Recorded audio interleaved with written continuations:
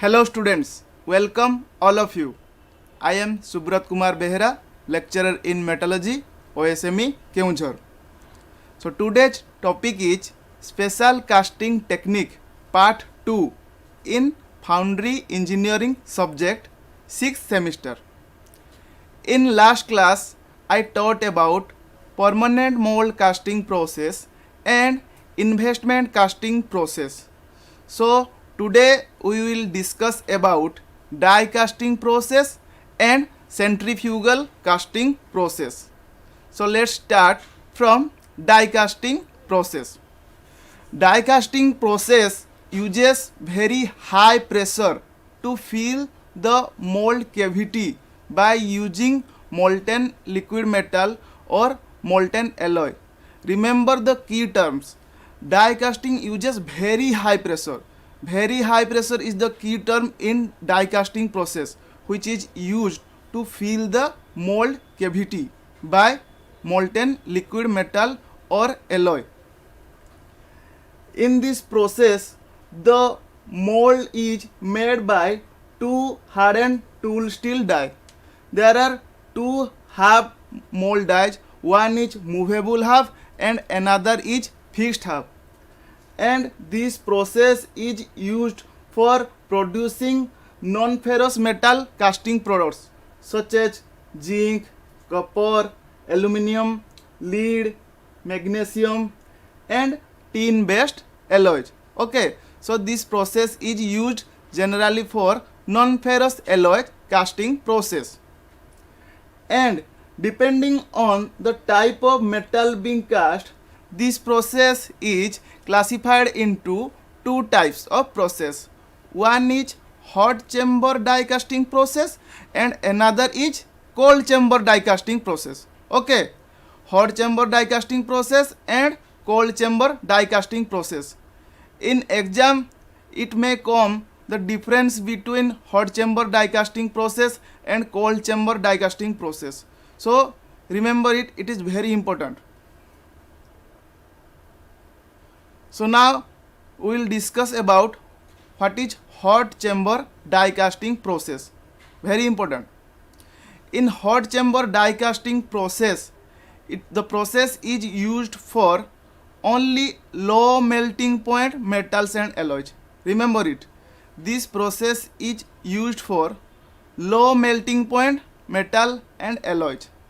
And in this process, the melting unit is an integral part of hot chamber die casting machine. Okay, the melting unit is an integral part of hot chamber machine. In this die casting process, the basin of molten metal is an integral part of that machine, which I told. And it is mainly used for small casting. Okay, it is used for smaller shape metal parts in the range of 0.03 kg to 40 kg around. Okay, and the pressure used in this process is around 7 to 35 MPa. In this process, the pressure requirement is lower.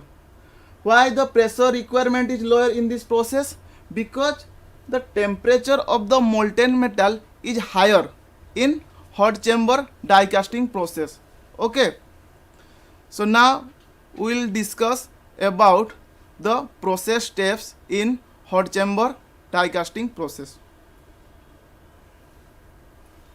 This is the hot chamber die casting machine. You can see this is the melting unit. I have already told the melting unit is an integral part of hot chamber die casting machine. Okay, this is the plunger. You can see here the direction of movement of the plunger, which is downward direction. Okay, when the plunger will move downward, it will force the molten liquid metal to flow through this gooseneck. This is very important part in this machine, which is called gooseneck. The liquid molten metal will flow through this gooseneck and will fill this mold cavity. This is the mold cavity part. You can see this is the mold cavity. this cavity is formed by using two mold die half. The left side mold half is movable. This is movable die half, the left side, and the right side mold half is fixed die half. Okay, and by using these two die half, we can create this mold cavity, and this cavity will be filled up by molten liquid metal, which will be forced by the movement of plunger. Okay, and after filling of the mold cavity by liquid molten metal, we have to allow it for cooling and solidification.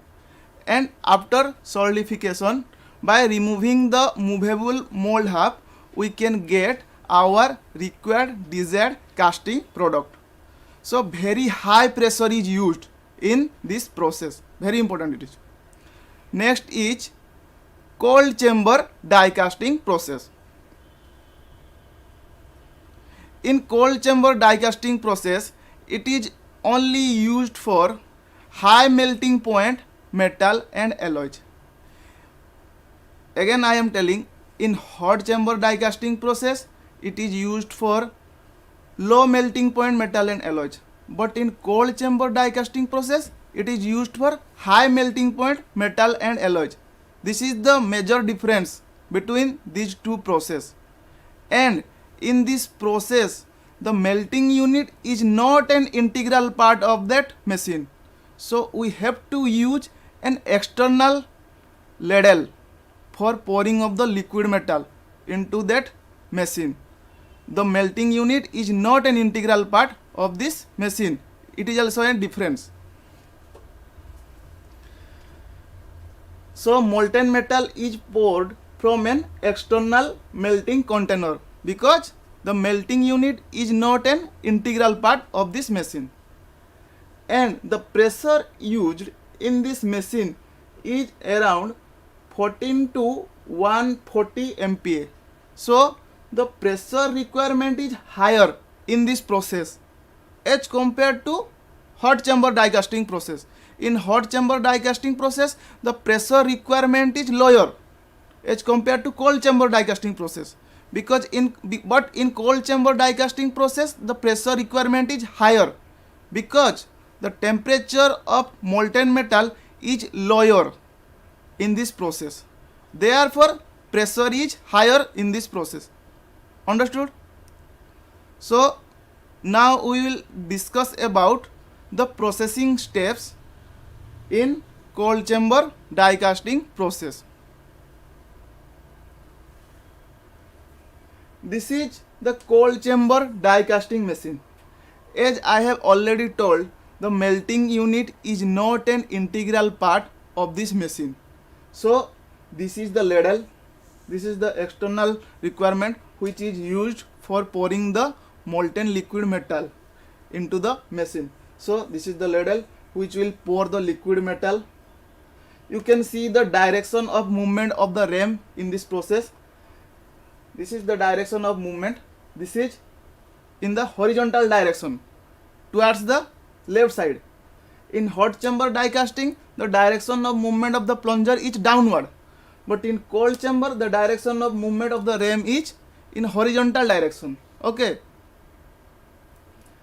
Same like in hot chamber die casting process, here also there are two mold half are used. The left one is movable die half and the right one is fixed die half.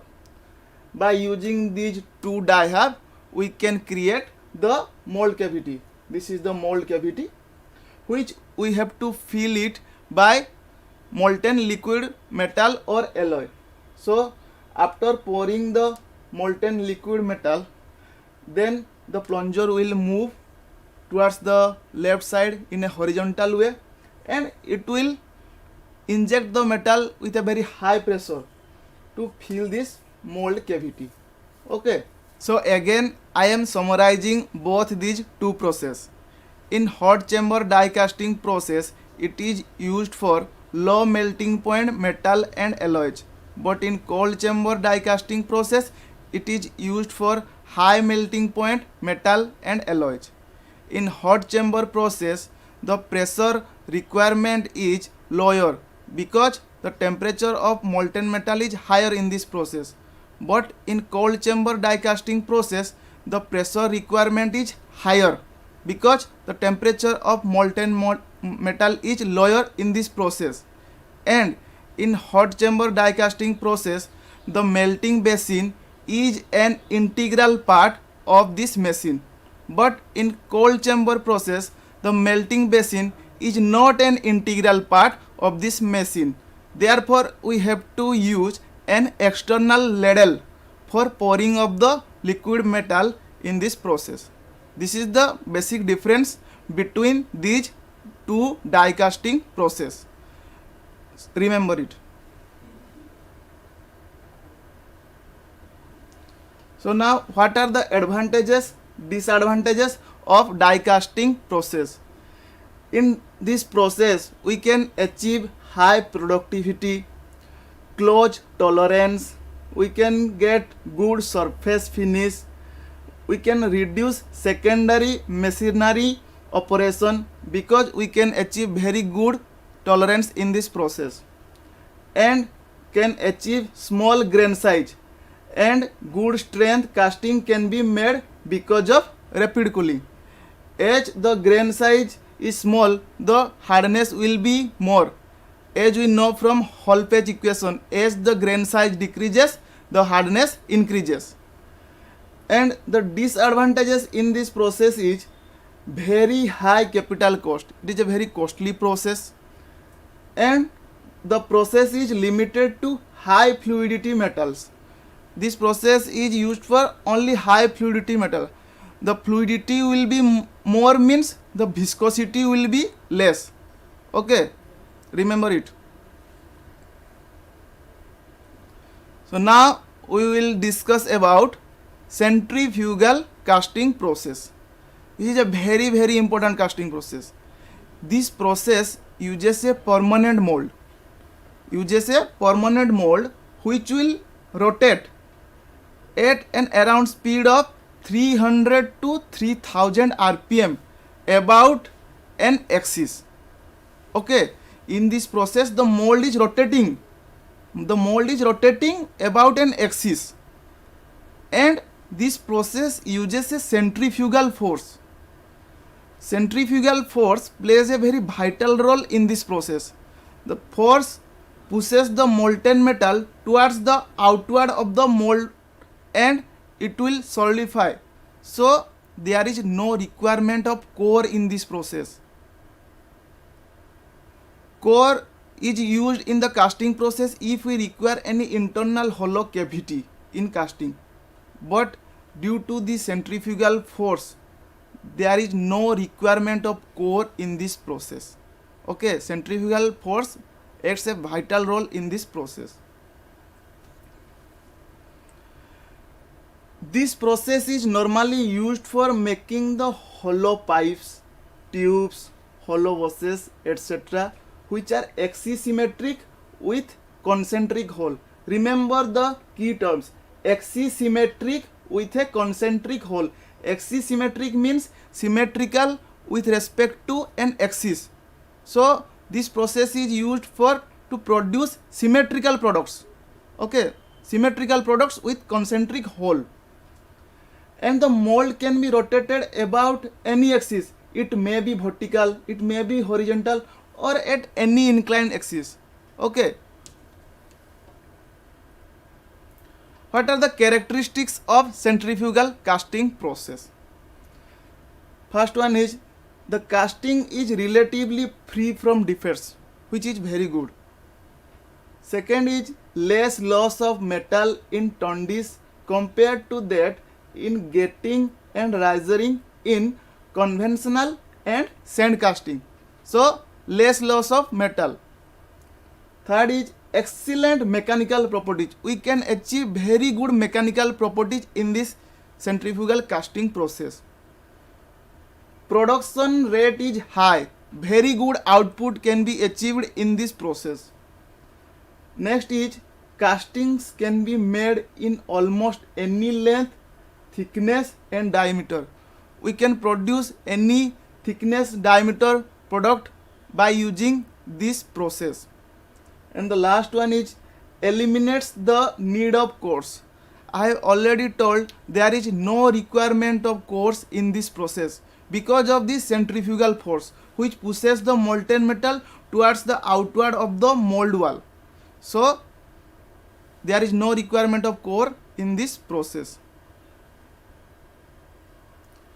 There are three types of centrifugal casting process. First one is true centrifugal casting process. Second one is semi-centrifugal casting process. And the last one is centrifuging process.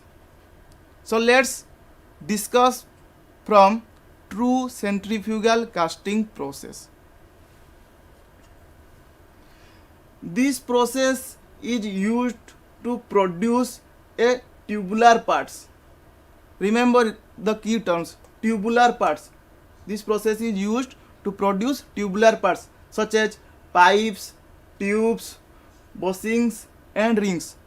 All these products are axisymmetric.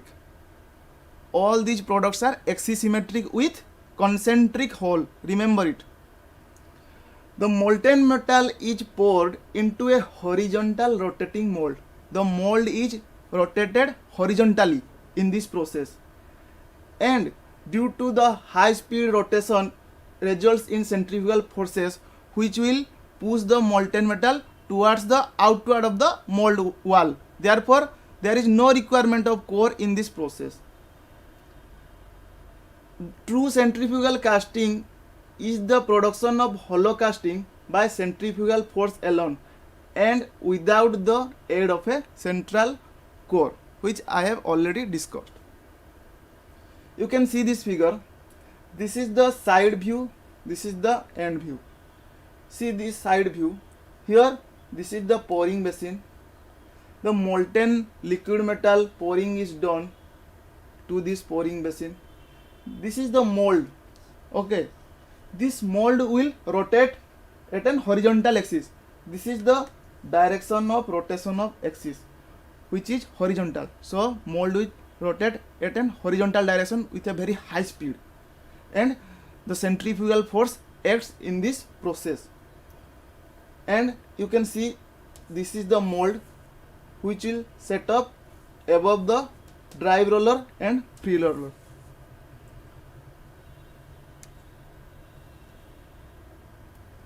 Next is semi-centrifugal casting process. This process is used to produce solid casting. Remember it. True centrifugal casting process is used to produce hollow casting. But this process is used to produce solid casting. This is the major difference between these two processes. Solid casting. So if we require any hollow internal cavity in this process, then we have to use a core in this process. Okay. This process is used only for symmetrically shaped objects, and the axis of rotation of the mold is always vertical. In true centrifugal process, the axis of rotation is horizontal, but in this process the axis of rotation is vertical. This is the difference between this process. Gear blanks, shifts, wheels and the pulleys are the commonly produced part by this process. So we can produce gear blanks, pulleys which are larger shape and more complex shapes as compared to the products of in true centrifugal casting process. This is the semi-centrifugal casting process figure. You can see it. This is the axis of rotation which is vertical. You can see this is the direction of rotation. This is the mold cavity which will be filled up by molten metal. Now centrifuging process. In centrifuging process, small molds are arranged in a circular way to balance each other with respect to a central vertical axis, and the flux is rotated around the central vertical axis. This process is used to produce products which are irregular and not axisymmetric. This is the difference. This process is used to produce irregular and not axisymmetric products. Not symmetrical and irregular products are produced in this process, and it produce very dense casting. Okay, see this figure. There are small molds are arranged in a circular way with respect to the central vertical axis, and the mold will rotate with respect to this central axis, and this process will produce irregular products. This is the major difference. We can produce steel gun barrels, chemical reactor vessels, pressure piping, etc. by using true centrifugal casting process. And in semi-centrifugal process, we can produce rollers, sieves, pulleys, flywheels, gear blanks, steel railroad wheels, nozzles, etc. And in centrifuging process, we can produce irregular and non-symmetrical products like valve bodies, plugs, pillow blocks, yokes, jewelry, etc. So now these are assignment questions. Write about different types of special casting techniques. I have already discussed 4 types of special casting techniques. Explain die casting process in details. I have already discussed 2 types of die casting. Explain hot chamber die casting process. Explain cold chamber die casting process. These 2 are 2 types of die casting process.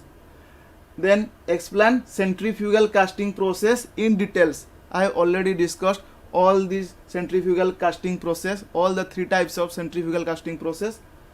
And same question, write about different types of centrifugal casting process, means the 3 centrifugal casting process: true centrifugal, semi-centrifugal, and centrifuging process. The final one is write about different application of centrifugal casting, means the products which we can produce by using all the 3 process: true centrifugal, semi-centrifugal, and centrifuging process. So today we discussed about different types of die casting process, hot chamber process and cold chamber process, the difference between cold chamber process and hot chamber process, advantages, disadvantages of this process, what is centrifugal process, types of centrifugal process, what are the application of centrifugal process, and what are the characteristics of centrifugal process. So if you have any query regarding my topic, then you can contact me through my WhatsApp number. Thank you everyone.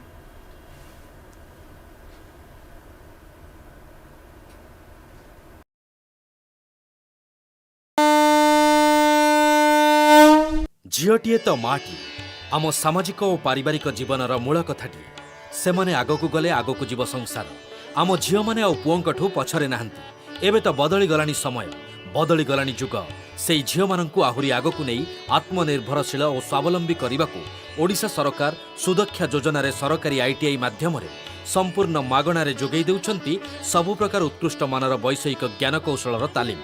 एबे आम झील रहिबे सबुठू आगरे सबुठू उपरे। मु सफल, मु कुशली, मु सुदक्षा, आमे सुरक्षा।